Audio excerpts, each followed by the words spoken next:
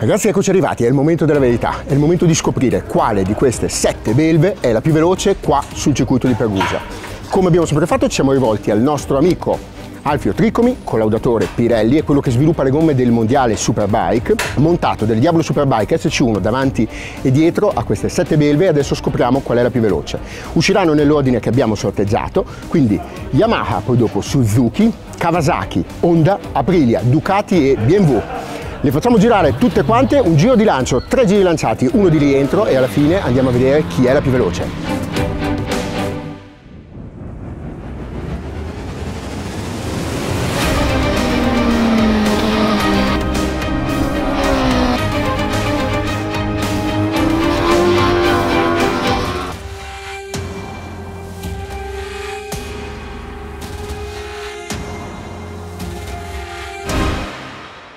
Benissimo, abbiamo girato, o meglio Alfio ha girato, ha tirato il collo a 7 moto e adesso andiamo a vedere quali sono state le più veloci. Facciamo una bella classifica sulla base dei tempi, vi abbiamo già raccontato però come vanno per le persone normali nel video precedente. A questo punto andiamo a vedere quali sono state le più veloci e soprattutto chiediamo ad Alfio di sintetizzarci i punti di forza e le debolezze di ciascuna. Che cosa ha determinato questo tempo?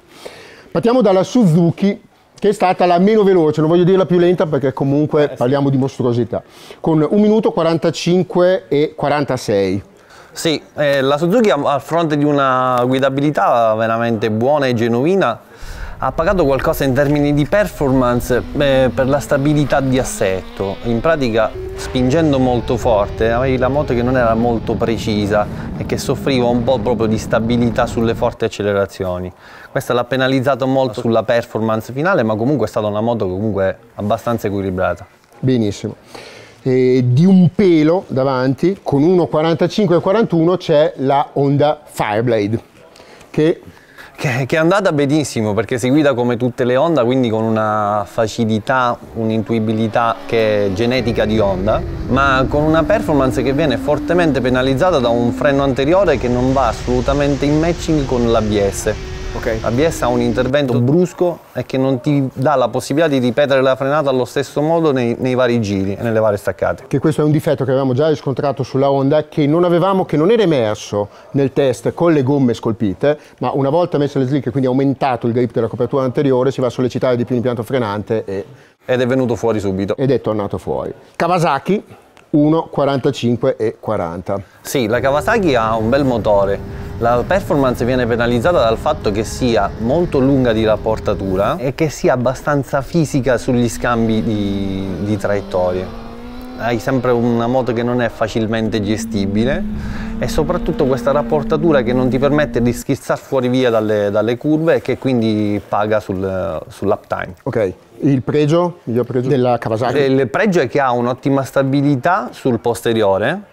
È quella che forse è la più genuina nelle forti applicazioni di coppia, dove nonostante i pompaggi siano presenti sono molto lievi e ben gestibili. E poi facciamo uno scalino, perché c'è la Yamaha che nonostante sia forse quella più vecchia come modello, in mezzo a queste 7 è quella che si rifiuta di cedere il passo, perché 1,43 e 81, cominciamo ad arrivare nella zona calda. Sì, infatti è proprio come dici tu, la R1 quando viene chiamata in causa è sempre lì a mostrare il suo carattere sportivo, la sua facilità di guida, la sua perfetta combinazione di controllo di trazione, di elettronica, il matching con le gomme è veramente perfetto, da riferimento assoluto. Paga qualcosa in termini di fisicità sulle manovre allo zero. Scusa, io traduco per il lettore perché lui parla in tecnicese da collaudatore di gomme.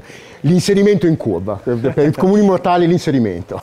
Sì, è proprio questo, è proprio questo. Il suo punto di debolezza, diciamo che il freno non è proprio il suo punto di forza, ma nonostante questo la prestazionalità della moto, nonostante l'età, è da riferimento sicuramente. Ok, saliamo sul podio con una delle grandi novità di quest'anno, quindi la BMW 1,43 e 19. Un tempo che, lo diciamo subito all'inizio, avrebbe potuto probabilmente essere anche un pochino migliorato se non avessimo riscontrato un problema di elettronica che purtroppo ci ha impedito di continuare a girare. Sì, di andare avanti, perché abbiamo fermato il crono al primo giro lanciato con un crono abbastanza importante. Sicuramente il secondo sarebbe stato un po' più veloce, quindi su questo non c'è dubbio. Punto di forza di questa moto è sicuramente la maneggevolezza, la velocità di manovra ai vari angoli, la precisione di guida ne fanno una moto veramente da riferimento. Come leggerezza di guida pura, credo che sia la moto più leggera in eccellenza. Noi abbiamo l'S1000 RR 2019 con il pacchetto M, quindi con i cerchi in carbonio che da questo punto di vista fanno una certa differenza. Sì, sì, proprio come dicevi tu, fanno un'importante differenza sulle valutazioni di handling, che sono veramente da riferimento. Pecca un pochino sul discorso elettronico. Il discorso elettronico è sempre un po' invasivo, non è mai docile come lo si vorrebbe. Ok. Arriviamo alle prime due, che erano quelle su cui c'era maggiore incertezza. Queste due hanno fatto scoppiare il cronometro. Allora, 1:42,59 per la Ducati. Sì, la Ducati ha un'ottima performance di picco raggiungibile che è dettata da una trazione del motore esagerata. Ha una rapportatura perfetta che ti permette di schizzare fuori da una curva all'altra con una velocità veramente sorprendente. Il livello di grip sul posteriore è veramente esagerato. Lo strong point di Ducati per eccellenza è l'ingresso a freni tirati. Sì. Ti permette di sbagliare, di arrivare lungo ma di entrare lo stesso e avere una direzionalità da riferimento anche a freni in mano. Questo ne fa un'arma da gara.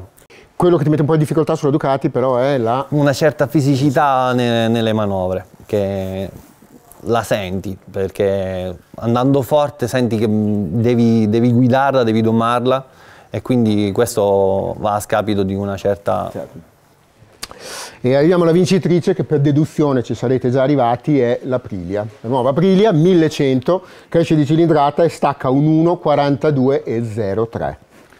Performance assolutamente impensabile per una moto di serie, con un motore che veramente fa rabbrividire anche un pilota abbastanza esperto come me, che ha delle accelerazioni con delle trazioni e una capacità di erogare tutta la potenza del motore sulla ruota posteriore senza perdere mai nulla, assolutamente da riferimento. Questo va a vantaggio tantissimo della performance di picco raggiungibile. Okay. Nonostante abbia una stabilità di assetto nelle forti accelerazioni che non è proprio perfetta, ha dei pompaggi che sono anche poco prevedibili su certi aspetti, ma una trazione che appunto ti dà questa possibilità di sfruttarla nonostante i movimenti che ti dà. Quindi si muove tanto, ci vuole l'esperienza e diciamo il fegato per tenere aperto, sì, sì, fidandosi. E di lasciarla andare sui suoi pompaggi. Lasciarla andare.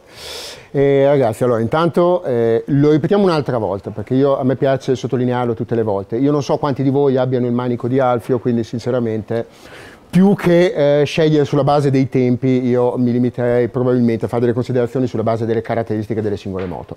Ciò non toglie che tanto di cappello a tutte quante, perché comunque sono prestazioni che sicuramente fanno spavento in termini assoluti, e tanto di cappello a chi al podio ha tre moto che sono riuscite ad andare a velocità pazzesche. Sono tempi di appena qualche secondo superiore a quello che fate voi con le stock. Ma guarda, con cui sviluppate le gomme del mondiale Superbike. Senza neanche considerarli quark, perché la differenza è veramente minima tra le moto che utilizziamo noi in configurazione stock e queste moto di serie, le prime particolarmente, c'è veramente poco gap. Quindi ragazzi, qualunque moto pigliate del genere non avrete la moto come scusa se andate piano. Detto questo, come al solito vi salutiamo, vi invitiamo a mettere un like al video se vi è piaciuto, a guardare gli altri video della comparativa in cui vi spieghiamo caratteristiche tecniche e caratteristiche dinamiche di tutte e 7 le moto. Iscrivetevi al canale se ne volete vedere degli altri, dopodiché io e Alfio vi salutiamo e vi diamo appuntamento al prossimo servizio. Ciao a tutti! Ciao.